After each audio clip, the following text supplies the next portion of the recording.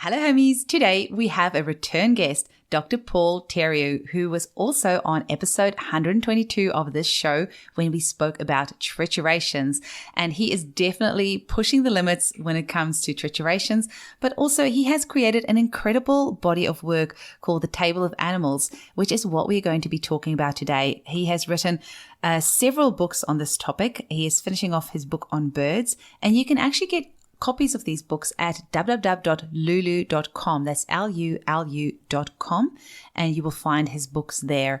This was such a deep and interesting conversation. I really enjoyed it, and I hope you will too. If you would like to join the discussion, come and join the Homeopathy Hangout podcast Facebook group. Dr. Paul is in there as well, and you're always welcome to ask him some questions about today's episode. Thanks so much for listening. Welcome to the Homeopathy Hangout, where we discuss all things homeopathy from around the world. And now my mum and your host, Eugenie Kruger. Hello, homies, and a very warm welcome to Homeopathy Hangout. Today, we have our lovely return guest, Dr. Paul Theriault. Welcome back, Paul. Thank you so much for having me. It's lovely to have you back on, and it's been lovely to have you in our Homeopathy Hangout Facebook group. There's been a few members that have asked you questions in there. We've had lots of lovely feedback from your past episode on the show, and you just blew our minds with triturations. And that actually, your episode inspired me to reach out to Sally Moore, who's a homeopath here in Perth and who's done lots of triturations. And I actually did my first ever trituration with her. So it was just, her and 4 others. And we didn't know what the substance was. She did. We knew it was going to be a native Australian plant. And it ended up being the West Australian Christmas tree, which was really, really cool. Ooh. So yesterday, the triturated substance got sent off to Mike at Similimum in New Zealand, and he's going to be turning that into a remedy for us. And I think I'd be quite keen to do another proving of the substance after that. Maybe we can send you some too. That would be nice. How high did you go? It was do you know what's very interesting is that there was a lot of joking kind of around death. And at the time, I didn't think it had anything to do with the trituration, and kind of like the joke that we talked about, this sounds terrible, horrible ways to die. And that song, Dumb Ways to Die, kept on, it was kind of like a theme throughout the 2 days, because we did up to a C4. And right at the end, somebody said, it would be horrible to die by trituration, to be triturated. And I thought, well, crucifixion would be the most horrible way.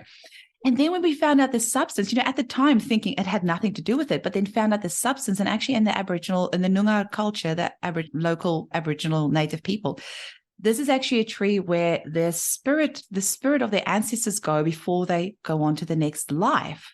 And so something that we thought had nothing to do with it turned out to actually have a bit of a theme to the remedies. So, and I had a really wacky dream as well. So yeah, it was, sorry, this is me just taking over, but I have to tell you about the wacky dream, because we did the first 2 triturations the one day and the next 2 triturations the next day. And that first night I dreamt that I was holding my cat in my arms, and my daughter said, "Mummy, look at Mishka." And I looked down at the cat, and it had this huge lump on its head. And the next second, the lump went down and blood poured out of her mouth and out of her butt.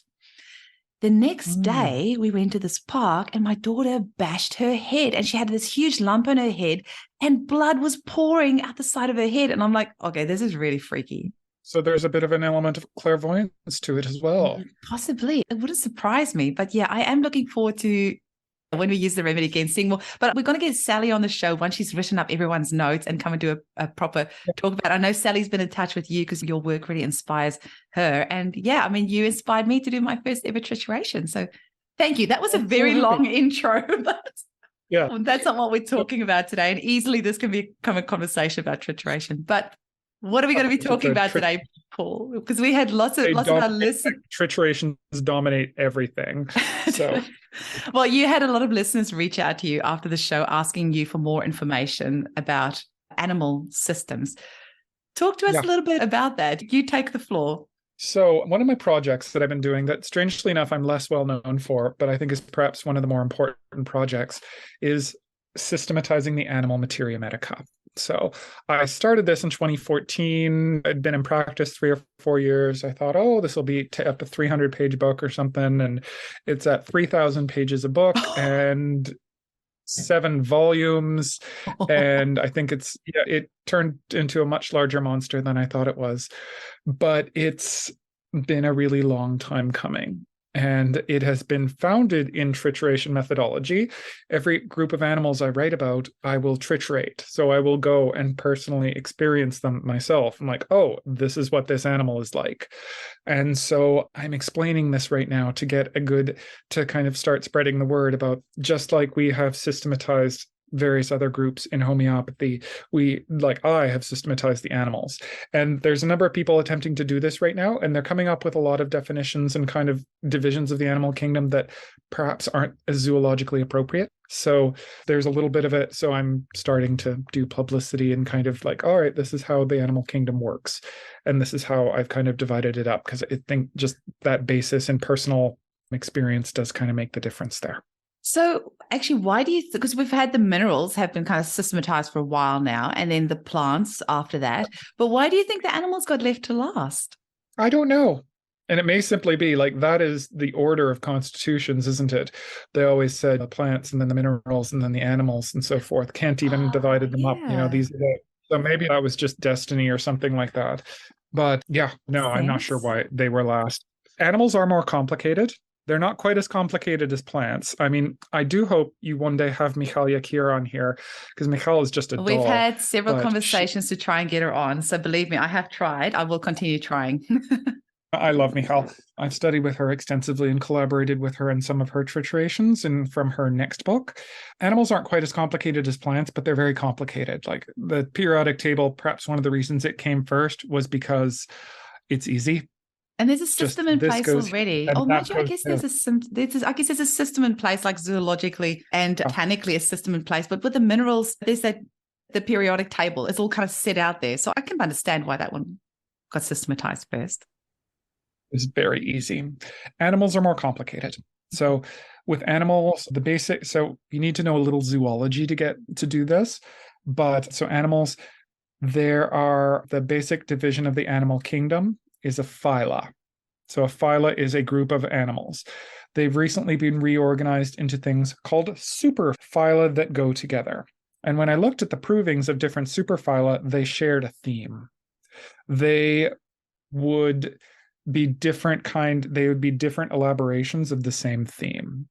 So this actually made it so they're very easy to systematize them. So there are about 6 superphyla, and you just see animals as they as the superphyla advances, the consciousness kind of gets more advanced, and they move throughout the structure that we would call that Jan Scholten described and that Michal Yakir described. They all move through the same structure.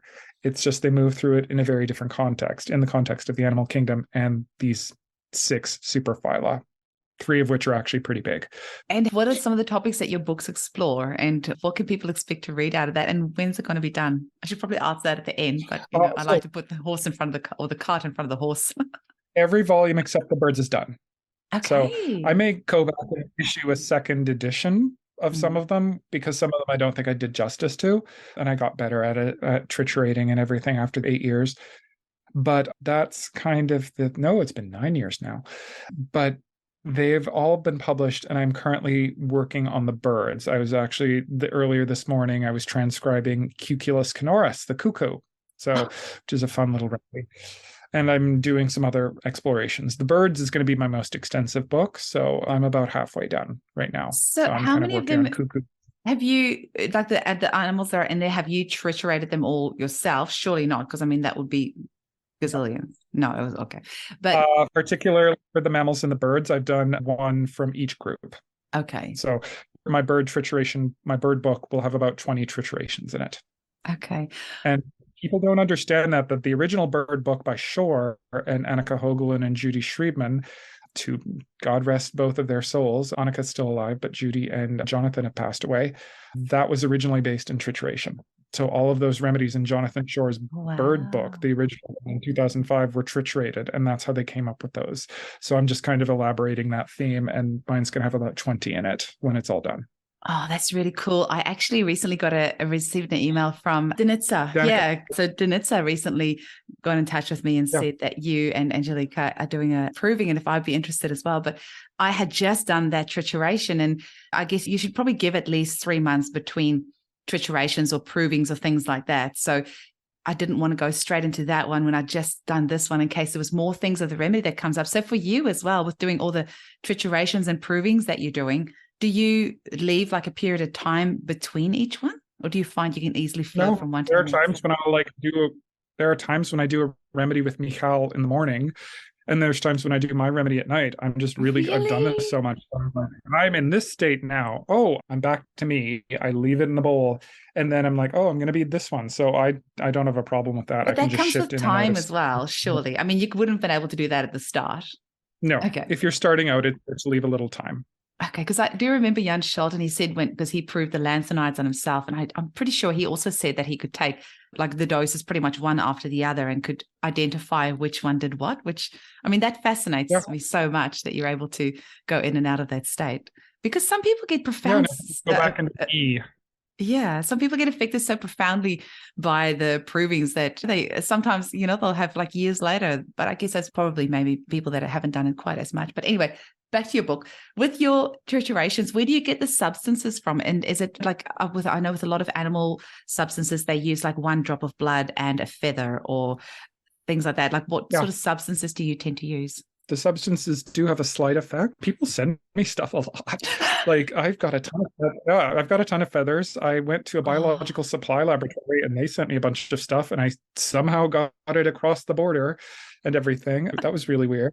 Like that never happens in Canada for like stuff like that. Like the CB, like Canadian border services are super intense, but it somehow worked. So I just got a lot of live samples and I've started using more prepared remedies recently. So it turns out you can retriturate a remedy that's already like you've got a 30C of it or something. You can retriturate it if you're very clear in your intent. I'm starting at C1 and just start there. So that's Ah. where I've been doing a lot of them lately as well. I'm just thinking, is that Yeah. the conversation that you had with Danitza then? Because she said to me that she spoke with you and you told her that she could kind of retriturate the golden spiral. So I didn't really know what she meant, but maybe this is what that was on about then, retriturating that. Golden spiral as a remedy, I've read through it. It is a very interesting one. It needed to go higher. Oh. Remember the conversation we had a while ago about how that 1 to 4 is the personal and 5 to 8 is like what the golden spiral describes is more of a cosmic geometrical set that is on a, I think, multiversal level. So I'd encourage Danitza to go up to C28 with that. Yeah, see, you are just all over the place, Paul, because right here in this trituration handbook that Sally loaned me is actually a little printout that's from you about the different Oh, is it? levels. Yeah, it's actually got your name on it. And it says here, yeah, Oh, C1 to wow. 4, the individual and their own issues, C5 to 8, the collective, ranging from the familial to country, culture, and civilization, C9 to 12, planetary resonance with the planet Earth, C13 to 16, solar level, 17 to 20, galaxies, 21 to 24, universal, and 25 to 28, divine. It hasn't got 50 on here, which you did with your blood, though. So that's just like next level. Yeah, no, that was intense. So going past 12 is a little exciting because you start to contend with things. Before 12, you're just kind of like, oh, I'm living my life. And then after 12, it's like, wow. But anyway, I did that for up to C12 for each of them. And it's very interesting because I do think that had a planetary energetic effect. I do think that there's a pathway of conscious. I mean, when I've done this, and Michal talks about this as well, there is an evolutionary path that Earth is taking, and you can see it in the advancement of life forms as they unfold over time. You know, the difference of a bird and a sponge is considerable. That's the journey I've taken, is journeying from these basic, like sponges are all about, do I exist or not? Do I want to exist? What do I need to exist? How do I fit my little spark of consciousness into this body and everything else like that? And there's not a lot there. There's not a lot of development there. A lot of beings who kind of have sponges, they've kind of gotten their energetic bodies shredded and they're just a floating spark of consciousness. And the sponge is the first leap back into the living kingdoms where they can rebuild and reclaim what they've lost, what's been space dusted and everything. So consider comparing that to a bird. because a sponge is the direct ancestor of a bird, even if it's separated by like 700 or 800 million years. And to a bird, maybe not fully, but vastly realized being, expanding beyond their body, expanding into these transpersonal, expansive realms that we use in the lower trituration levels, will often like attach to like the word freedom, or like space or sky or flying or anything else like that. They're getting attached to these realms outside of themselves, and this perfection is just like, it's a huge journey, and Earth has made it over the past probably 800 to 900 million years. And you see that, and it's just gigantic when you see the growth of consciousness between those two kind of polarities of the animal journey. And another question I have for you is, did you find that with all these volumes that you've written in 3,000 pages, that there was a journey that you went on to go from one superfiller to the next? Or did you just go, okay, I'm going to start here and end here? Or was there a journey in that as well? Oh, no. I'm going to start with the sponges and I'm going to end with the birds. It's just, I didn't know how long that was going to take or how many remedies I was going to do. So I'm still on that journey. I am most of the way through the birds now. I got about 10 left.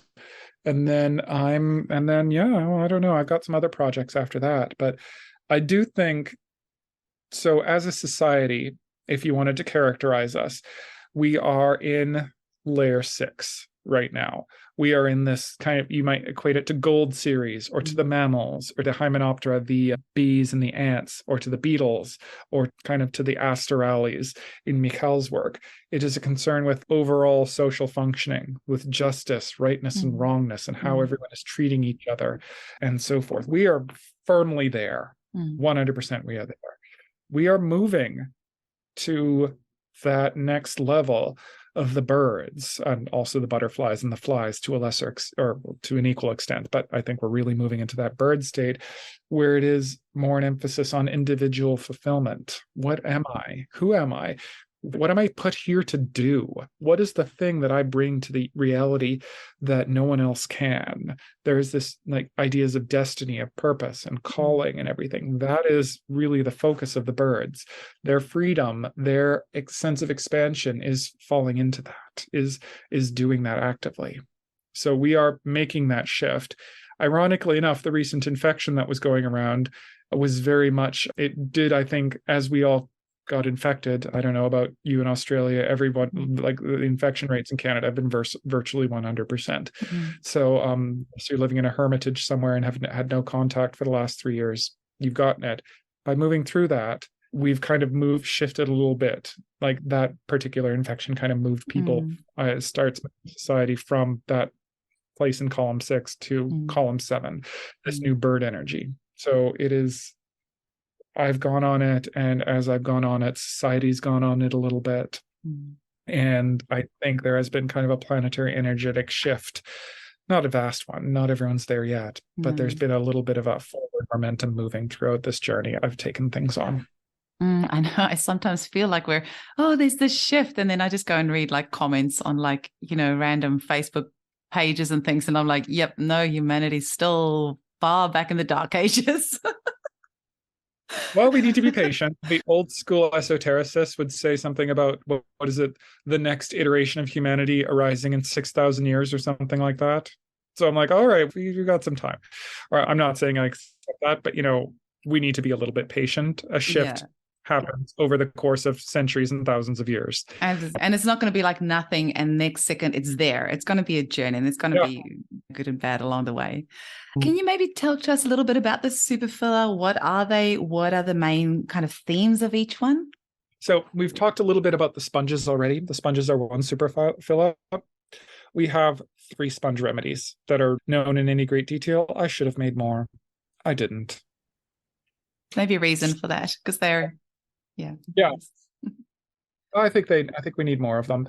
But the second superphyla is the cnidarians. So cnidarians are corals and jellyfish.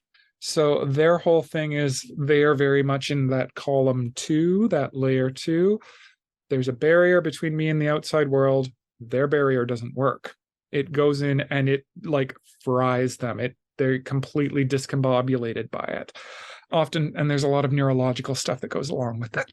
One of the remedies that I added to the materia medica was Physalia physalis, because I had a bunch of cases of it. And when they get into that state of being frazzled, being like discombobulated by the outside world, they just go blank. I've seen it in a lot of people with like diabetes and blood sugar issues, and they just have blackouts. Like, well, apparently I was doing everything normally, but I don't remember anything. And I had a blood sugar low and I was just acting normally. And then I came out of it like 8 hours later and I'm at home now.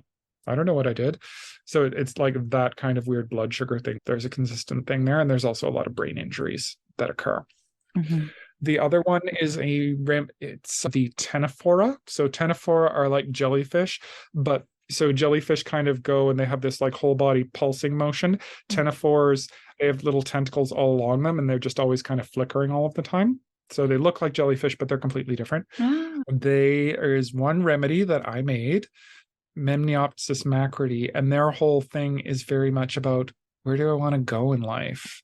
Do I want to actively exert effort, or do I want to just kind of go with the flow, even though it might take me someplace nasty? So there's one remedy. I did it. That is what we got. I encourage people to prove more of those things. There still is one remedy in the materia medica, even though I did that like in 2015 or anything. So no one's taken up my challenge there. Those are the 3 small superphyla. The next 3 ones are the big ones. There is the first of which is the Lophotrochozoa. So the Lophotrochozoa are the worms, the mollusks, and several smaller phyla, and maybe the platyhelminths, which are like the tube worms or flatworms. So the mollusks really are the most well-known of these. And the whole issue with the Lophotrochozoa is the safe zone, as I call it. It is an environment in which people can live effectively, a good place. Just, this is what I need out of life. So in the more primitive ones, like the annelids, the worms, they're in layer 3. It's all about individuality. Who am I? They feel if they are going to get kicked out, if they just kind of differentiate themselves from the safe zone, they're in it. Like, oh, if I'm actually who I am I going to get kicked out of this? Am I still going to have access? And we see the reaction to that. Lumbricus terrestris is one such remedy, and there's this incredible guilt, this like feeling of shame about the self and everything. So I'm like, oh, I can't be me. I suck, and so forth. The mollusks are the biggest group in there. They've got, quite a few remedies. They're all about, they're column 4. They're all, I need to take responsibility for perpetuating this safe zone, this place where I can live. Well, crap, I can't. This is hard. So what do we have in there? Calcarb. People think of calcarb as a mineral. Calcarb is not a mineral. Calcarb is oyster shell. So I can't do this. I need you all to help me with this. I need this. I need my family to do this with me. Oh my, and you get all the fears of being alone, of being abandoned, because they can't possibly maintain responsibility for all of this by themselves. So that's very typical of that kind of bivalve thing. There's like a shutting down and a withdrawal because they just can't handle it. You've just like casually dropped like a bomb there, which I'm just like, how did I not think this through? But you're right, like calcarb is made from oyster shell, but we think of it as a mineral remedy. Now, calcium and calc, there is quite a bit in common there. Like they're not associated together for the wrong reason, but it's absolutely an oyster shell. But so our calcarb remedy is made from oyster shell. Unless, is there a different calc? There may be. Yeah, I'm just thinking I don't know pharmacy. Yeah, interesting. Okay. It's so blindingly obvious. And I'm just thinking, like, how do we always talk about it as a mineral remedy when it's made from an oyster shell? Anyway, that's all right. Leave that one with me. I'll process that. This is one of the problems I have with some homeopathic teaching. So I think, Will Taylor used to always say we should call it Calcarea ostriatum, something like that. Yeah. Just differentiate it. It's a good idea. Yeah. And then we go to with the snails, we get to murex. They do a very similar thing. So what is murex? Murex really gets themselves some protection. They actually succeed at getting themselves help. And they usually do through like sex. Like murex is typically someone who's got a sexual relationship with someone who's like big and tough and scary. And it's like, oh, this is my guy. He keeps me safe. Yeah. And everything. And they've got a lot of sexual dysfunction as well that tends to go along with it. A lot of like female pathology. Mm. And then we go to the most advanced mollusks, the cephalopods, the octopuses. What's our big famous remedy there? Sepia. Yeah, sorry, I told you I had to get up really early this morning, so my brain's only half functioning. Sepia, which I live on and which I prescribe all day long. So they are actually succeeding. It's like every cephalopod has an environment, like they each have a different one that's all about keeping this safe Is it zone an octopus in there. though? Because it's the cuttlefish, right? But is that classified as an octopus? It's technically not, but they're all cephalopods. So the Okay, word I was for going to say, together because when you is said octopus, I'm like, technically not an octopus. okay. Octopus is the common word that people understand. Okay, so it's cool, like, gotcha. Yeah, because I'm just thinking like the cuttlefish has got its tentacles kind of floating behind it, but it's not like doing clever things like opening lids and all sorts of contortions with those tentacles, is it? They're cephalopods, but I'll use a vernacular word occasionally just to get the meaning across. So the octopuses, quotation marks, they're like each one has a different feeling. Like Nautilus, which is a very primitive one, it's all about social hierarchy. It's like, oh, I got to keep myself here and everything. Sepia, it's all about keeping that safe zone in the domestic sphere, in the home, which is why it's such a polycrest. There are a number of others that have different environments there. So you can see this safe zone, and then this group of animals journeys through it. They kind of advance through those layers or columns or whatever you want to call them, these phases of human development. And then they gradually become more advanced. And you can kind of see in the table, the more advanced the superphyla, the more advanced, like the closer they get to like kind of the end, you might say. The next is the ecdysozoa. So the ecdysozoa are the animals that shed their skins, not snakes, everyone but snakes. But the ecdysozoa are the animals that shed their skins. So the spiders, the insects, the molting thing, and the nematodes. These ones took me on a great journey. So the very primitive one, all of these concern an other. They feel themselves to be so super different than the rest of the world. There is nothing alike. There's like nothing in common. As these ecdysozoa advance, they each deal with it, and they all kind of deal with that fundamental difference between them and the rest of the world. The very primitive ones, the trilobites, which are extinct now, we have remedies made out of fossil. And I was actually really interested by this because I proved one, and then Martine Mercy proved one, and we came to almost the exact same conclusions. Like our remedies were super similar, and I was really happy about that. Has happened a couple of times. They are all about like avoiding the other. So they'll just like, oh, well, okay, I'm different than them. See ya. The one I did, Elrathia kingi, is about concealment. And Martine did another trilobite. I think she did a flexicalamine, and it had a different strategy. The next being the chelicerates. The chelicerates are the spiders and also the horseshoe crabs.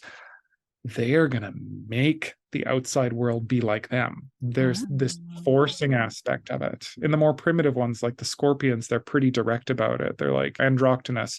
You're going to be the way I want you to be. You're going to be like me. You're going to do this, or I'm going to beat the living daylights out of you. I'm going to murder you. So there's a bit of that going around in the world at the moment. Oh, there is. That's actually pretty atypical among the scorpions. Others like Scorpio europea, their strategy is just like inconsistency. I love you, I love you, I love you, I love you. Then you do something, I hate you. They kind of go through that. They do that swing between them to get people wrapped around their fingers and everything else like that. And then the spiders themselves will actually employ deception. And as the spiders become more advanced, the deception becomes even more sophisticated until it reaches till it becomes really good in some of the house spiders and like Latrodectus and everything. So they're really sophisticated at manipulating people and getting them there. Your understanding, I'm just like hanging on every word you're saying, Paul, because like your understanding of the different superphyla and the animal, it's so amazing, because you can have a case in the clinic and it can be a case of, I don't know, anything like low self-esteem or something. I see quite a lot in the clinic, and there can be so many different remedies, but the subtleties of like why you would choose this remedy over another can be sometimes really hard to understand it. But it's so interesting chatting with you because you so clearly understand those very subtle differences of why you would choose the one over the other, which is it's really cool to listen to. Sorry, continue. Oh, thank you. So the next being the crustaceans. We don't have many, but they're all, it's like, oh, they tend to get like a little bubble around them. It's like, all right, there's an other. there's me, we're different. I'm going to have this only in this limited area. Everyone else get out. Mm. Very similar. You see that a lot in like Homaris and Asticus and everything like that. And next, there is the insects. The insects I so adore. They contact the other and they transform themselves thereby. They actually transform themselves into the other. There's that theme of transformation in them, and that in a certain way, they lose their difference. It is really beautiful to behold. And each kind of separate group of insects does so in a different manner. They each have a different domain they connect to the other in, a different reaction and everything, but it reaches its ultimate expression in the butterflies. Mm. And the interesting thing about the butterflies is the butterflies, they kind of move past that kind of column 5 other thing to they move to column 7, that fulfillment thing. They share that with the birds. The issue that they need to get that, achieve their purpose, to transform themselves, to really become part of like earth life and the world around them, is the issue of the plant that they host on. So in my book, I actually do have a little chart, and I have Michal Yakir's kind of schema in there. And like, these are the butterflies that we know that host on this plant. These are the butterflies that we know that host on these plant families. And it hooks up perfectly. Like, look at Acherontia atropos. Have you know that one, hawk the moth, death's head moth? Yeah, I've prescribed that one a lot. That is a scary remedy. Do you know what it hosts on? I don't actually. Sylvanaceae. Oh, of course. Okay, well, that makes complete sense now. Yeah, wow. Actually, the Acherontia I prescribed, the death's head hawk moth, that was I mentioned on the podcast a couple of times, but that is the death's head hawk moth that is on the movie poster for The Silence of the Lambs. And the theme of the remedy has a lot to do with being forced to do something they don't want to do. And I prescribed that a lot during COVID, especially when we had the mandates here and a lot of people were forced to take the vaccine. They didn't want to take it. And that remedy was transformational for so many of them. And of course, being a moth, it was quite interesting then later on, because the Novavax vaccine was actually ended up made with the cells of a moth. So, I mean, all of that, you just couldn't make it up. It was quite creepy. But you've just really, because we had a little chat about butterflies before we started recording, and I love prescribing the butterflies, but I haven't made that plant connection thing, which is cool because there's not much information out there on the monarch butterfly. But I know that the monarch butterfly feeds on swan plants, because we used to have some monarch butterflies and we used to have swan plants, and it was so beautiful seeing the caterpillars on there and then the chrysalis and the butterfly coming out. So I don't know any information about the swan plant, but it's got these beautiful, actually, I showed Amy that the other day. She said it looks like hairy balls, but it's got this fluffy thing on it with spiky things sticking out of it, which will be interesting because I often prescribe monarch butterfly for mothering and nurturing. And if there's issues with a mother or anything, like somebody might have had a bad childhood or bad relationship with their mother when they were young and they've never been able to move past that, some of the things that I might prescribe it for. But I don't know much about the swan plant. And there's not much materia medica on monarch butterfly. So you've inspired me to go and do some research. But the swan plant is, at least in the monarchs we have in North America, I'm not sure if this is true in Australia, are on the Asclepiadaceae. So the Asclepiadaceae are gentianales, also a column 6 remedy, but they're all like, we see remedies like Nux vomica and Gelsemium in there. And what are the other ones? Oh, those are the big ones.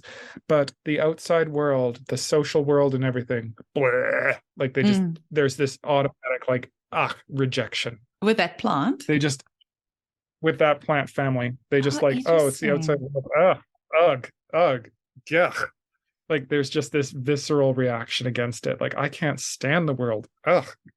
Interesting. And that's really what they. Okay, so that's so cool to know. And this is where the interconnectedness of it all and sometimes the overwhelmingness of it all is, of course, then every plant is made up of minerals, and sometimes it's worth knowing like, for example, bamboo, that's 80% silica. So if you have a mineral patient that's not, silica is indicated, but they don't do that well, then you might have to prescribe bamboo, which is 80% made up of silica. But then you look at the insects, I guess that goes for all insects, possibly not just butterflies. Every insect is associated with a plant, but many are. Okay. We've got Coccus cacti, which is a member of the Hemiptera, but it also goes on a cactus, and you see both very clearly in the picture. Same thing with Aphis chenopodium glauci. Actually, the Apis, the Chenopodium is very closely related to the cactuses. So they've got very similar pictures there. But yeah, no, plants, if you know to prescribe butterflies well, you got to understand plants well. But when you do, gorgeous. Like it's just great. And that is the ecdysozoa. The last remedy group is the deuterostomia.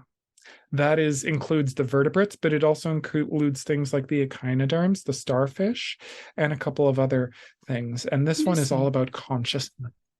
They bring consciousness to their particular domains of where they are. This ranges from, say, the fish, which bring consciousness to their immediate environments.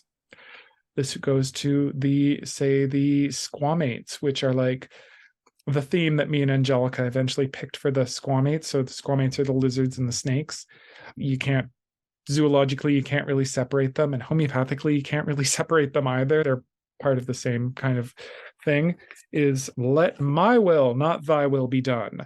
They're bringing consciousness to their own will, their own need to create things around them. Very similar to a spider, but coming from a different place. The spider's coming to the need to enforce things from this like frenetic place, like the outside world is crazy, versus the squamates, the snakes and the lizards. They're like, oh well, I need to make the world, and you in particular, usually their family, the way I want you to be, because my way is better. Like I love snake remedies. I think we have a nasty reputation of them, and I have a lot of snake relatives and patients and everything, and they're wonderful, loving people, but you just got to get over this, like, I want to do this is what I want to do, this is my will to do this. And if they're in a good state, they can be like, yes, I understand that. I get that on a deep level. And then you can do that. Versus the mammal. The mammals are like bringing consciousness to society to the extent that like, the archetypical mammal problem is that something is wrong with society. They are more morally advanced than the society they live in. And then they are getting into a huge conflict over that. I mean, my favorite remedy in that is like the first mammal that I proved there was Trichechus. So Trichechus is the Florida manatee. Okay. So they have an inclination. They have a sexual inclination that's not embraced by society. In the old days, you could think of like a closeted gay guy or a closeted lesbian or something like that. They have some inclination that society does not do, and they feel great shame over that. There's concealment. There's a lot of like psychotic discharges from the eyes, and potentially STIs as well. And when they do start to conceal it, it can get not just socially disapproved of, but it can become pathological. Imagine people who start to develop like just sexual predilections that become more and more extreme, things like porn addiction and so forth. It can become very, very pathological in that concealed thing. The healed state of the remedy is, this is what I am. This is it. It is not just for society to treat me badly this way. And their healed state is being open about this and going through that. All of the mammals have this. There's this fundamental issue of injustice. So people are doing something wrong to them. And how they deal with that is just how they navigate. Like, that's how they navigate life. That's how they navigate their thing. The healed state for them is to be like, this is not right. This is not just. I'm going to change this socially. Wow. That's a lot. Yes. So you can see what this is. So there is this journey, and the birds, their whole thing is just contacting this energy beyond the self, going beyond just their small individual identity and achieving their purpose, figuring out what they're for in life, really expanding into that. The early, more primitive birds, like the geese, the chickens and things like that, they really are about kind of overcoming social obstacles to this. But the neo-avs proper really, really succeed. It's like I did a really good proof chicken feather. And chicken feather is like, it's the ultimate remedy for a Karen. It is the archetype of the Karen. They are people that are locked into this social system, and they have to adopt a persona to stay there, to stay involved in this, to stay as a part of society. This persona is just this hypercritical Karen-y one that is just super fake and everything else like that. and then they can maintain this and keep a distance between their true selves and this persona, but as health declines, they will not be able to do this. They become really hypercritical. They get fixated on controlling minute details, like, my God, you didn't get my drink right, I wanted an umbrella, not a straw. And there can be these huge displays of anger and everything else like that, until the end of their pathology, they can't maintain the persona anymore, and they get kicked out of their society, and they're alone and bereft. Their healed state is to be like, all right, well, we all need a persona to a certain extent. It doesn't affect them. There's the persona here. Maybe they adopt a couple of social mores or anything, but they are still themselves, even in the midst of that. Like, that's the healthy chicken state. I'm just giggling because I've got chickens, and it's really funny when you say that. Like, I'm just thinking of one hen in particular. I'm like, yep, I guess she would be a Karen. Yeah, it's the ultimate remedy for Karening and so forth. And there's a number of others that I've been doing right now. Like, I just wrote up flamingo and zinate and the mourning dove because they're the most primitive of the modern birds, the neoabs and everything. So I just wrote them up, and I'm writing up cuculus right now, which strangely enough didn't have much of it. So the cuckoo is a brood parasite, but that didn't show up in the proving I did at all. So, I mean, maybe it shows up if people prove it, but it didn't show up like at all. So, and I was a little surprised about that, but that's very interesting. It's still a really good picture. I just want to put a disclaimer here that I actually really don't like the word Karen, because I feel really sorry for anybody who's named Karen. I think as a society, we need to choose a different word. I mean, we're using that word because that's like, everybody, you can say that word and everybody knows what it means. But I actually had a big chat with my kids the other day, because they asked me, they're 11 and 8, and they said, Mummy, why did people talk about a Karen? We don't talk about that in our house. They must have heard it somewhere. And so we had to kind of explain that to them and say that that's not actually a nice way to talk about people. That's if your name is Karen and you're listening, I have lots of good friends called Karen, and just don't let that get you under. And I love Karens in general. This is not intended towards any one specific Karen I'm speaking.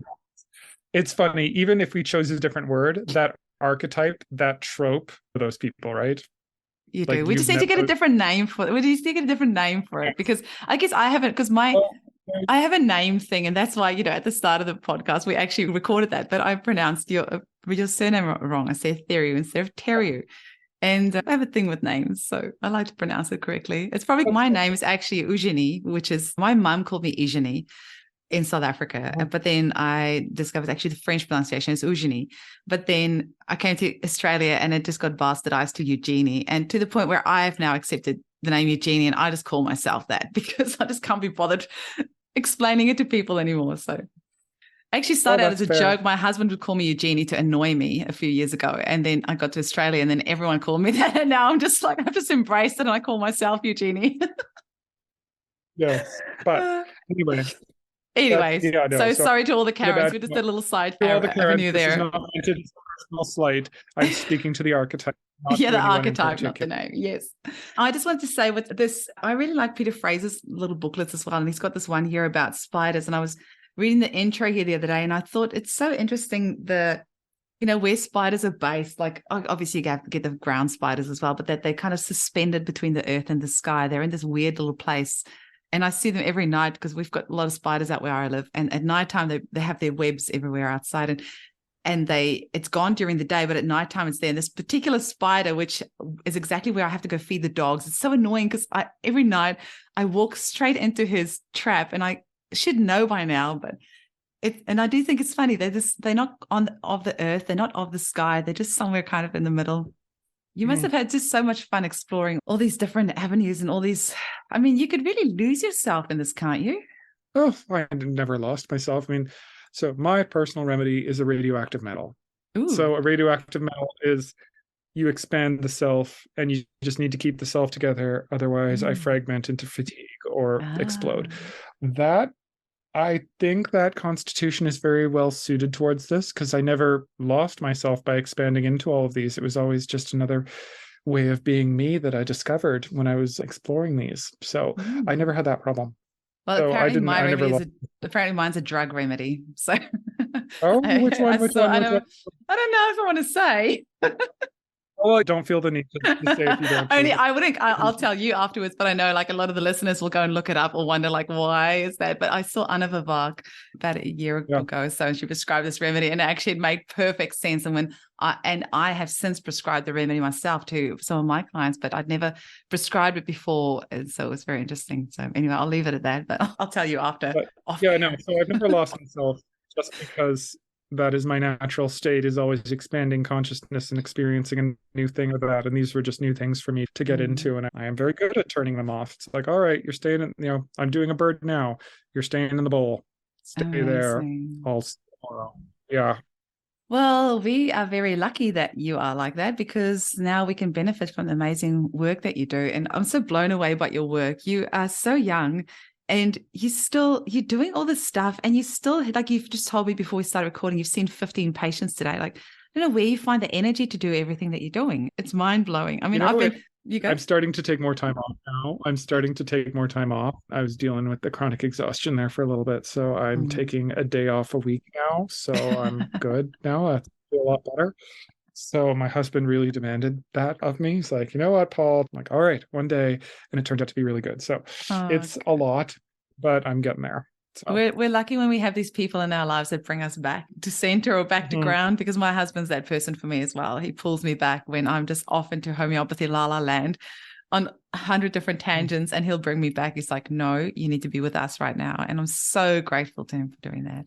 And I see beautiful pictures of you and your hubby on Instagram, on Facebook now and again. That's what's been probably one of the funnest part of doing this podcast, connecting with homeopaths around the world and then getting to kind of get a little glimpse into their personal lives and seeing all the amazing things that they're doing. And you just think, how are you creating all these bodies of work and you still have a personal life as well? It's quite mind-blowing. You must have a very supportive partner. Well, it's funny because, like, if you don't have a personal life, I don't think you should be creating these things. If you don't have that foundation, what is it? In Kabbalah, which I learned a lot about from Michal, even though I don't study, you start the advanced studies when you're in your 40s and you've raised a family and you've got like a life, a stable person and everything else like that. If you don't have those foundational things there, like relationships and friends and that kind of thing, you probably shouldn't be doing this. You should probably work on that. So I do think I've got those things. I've got a really good group of friends together. Like, oh my God, our best friends are like a gay throuple and myself and another gay single person. We have so many funny gay dramatic adventures. It's just delightful. And I've got my family and my adorable little nephew and everything. I saw a photo of him, yeah. He's so cute. He just learned how to walk yesterday. And he's so cute. So you can't do your work to the exclusion of the good side of life and the humanity and everything like that. You need to have both of those things in, even if you do need someone to remind you to be present. And it's like, sweetie, we're doing this right now. Stop thinking, or my guy, Paul, we're doing this right now. Stop thinking about cranial bones and stop thinking about like, birds and whatever. And, iodine, whatever I'm on about. Yes. So that's Paul. Oh, Paul, it's been so fun to chat with you. Thank you so much. Can you tell our listeners where they can get hold of all your books? Like where for you is the best place that people buy them? Because I know there's probably lots of different places, but I always want to make sure that when we have authors on the show, that we direct our listeners to the place where the author is most going to benefit from the proceeds of the sales. So on my website, drpaultheriault.com, there's a thing called publications. It's not a great thing, but it's got everything that I've published on there, including like free articles and things. But the best place to buy them is on lulu.com. Okay. So you just go search my name and everything will come up. I don't sell on Amazon because Amazon was giving me literally no money. Even though I went through all the official things, it wasn't people pirating, it was me. But at the same time, it's like, oh, we sold all these copies on Amazon. You get 13 cents. I'm like, You know what, Jeff Bezos, I do not feel like paying for your divorce. Well, anyway, that's really I don't sell on it.